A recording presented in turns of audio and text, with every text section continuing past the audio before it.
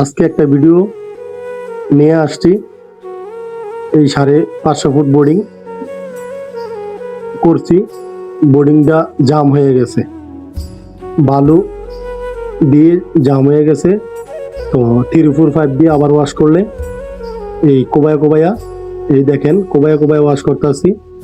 এই 400 ফুট ভরে গেছে, 550 বোর্ডিংতে 400 ফুট ভরে গেছে। তার জন্য এই বালু এই কোবায়া ওয়াশ করে বালুটি উড়ামু, উড়ে এসিরা তখন আবার নতুন করে কম্প্রেসার দিয়ে ওয়াশ করলে তখন ঠিক হয়ে দেখবে। এই দেখেন বালু এই ওরটা আছে, একবারে ফুরা বালু ওরটা আছে। একবারে আমার হাত দিতেছি, এই হাত একবারে ফুরা দেখিতেছে বালু। দেখেন শুধু বালু আর বালু।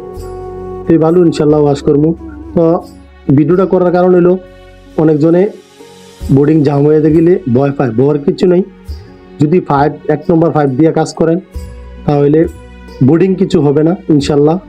কিন্তু ওয়াশ করে সেরা 3-4-5 দিয়ে ওয়াশ করে আবার কম্প্রেসার লাগাইলে বোর্ডিং আবার পুনরায় আবার ঠিক হয়ে যাবে।